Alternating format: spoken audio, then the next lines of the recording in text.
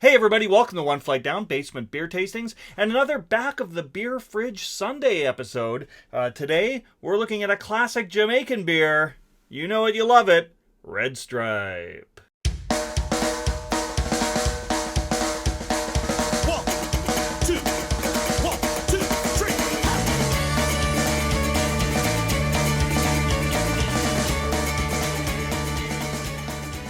Alright, I have not had a Red Stripe in a long time. Yeah, I got this from my friend Mitch back at Christmas time.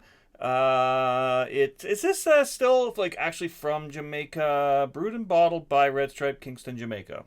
Doesn't say anything else, so I can only assume it's actually made in Jamaica, which is kind of cool. A lot of these big imported beers aren't really imported. The brand name is just used and then it's made in Canada or the US, but that does not seem to be the case with this one. This is 4.7% alcohol, water, malted barley, hop, yeast. There we go. Okay. All right, well, let's open this up. Before we get into it, let's just talk about the bottle, right? Like that is iconic, right? The stubby bottle. If you're a Canadian viewer of mine, you'd remember that back in like the early 80s, mid 80s even, all the beer in Canada came in these stubby bottles. By the time I started drinking, they were being phased out. So I didn't have much drinking experience with the stubby beers. It actually took me a few years to get into beer. So yeah, barely any at all. And then when I wanted a stubby beer, it always had to be the Red Stripe, which, it was the main reason to buy it, was the iconic bottle, I think. I do remember it being a really refreshing beer, but like I said, it's been a little while since I've had one. All right. So, the Red Stripe is one of those beers that normally I think I always just drank it out of the bottle. I don't think I've ever actually poured one into a glass, but that is the way I enjoy my beer, usually, so that's what I'm going to do right now.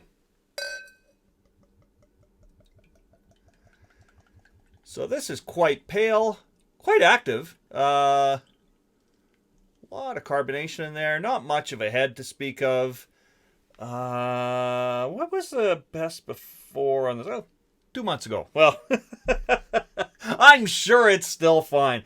I didn't get it that long ago. But anyway, that's okay. That's all right. I'm sure it's still fine. On the nose. Smells very crisp. You get some of that bready, grain-like quality you get from a lot of North American lagers. That kind of like almost like a corn note in there. Yeah, it smells quite crisp. Let's dig in.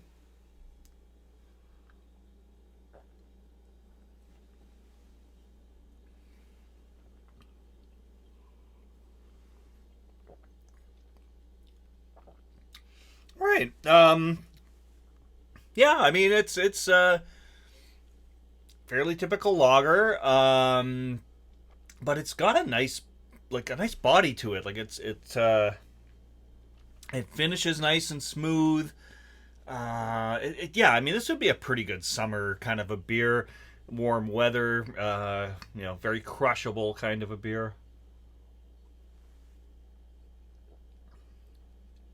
Yeah, I mean it's 2 months past its best before, but it still feels really crisp and lively, and yeah, it's pretty decent.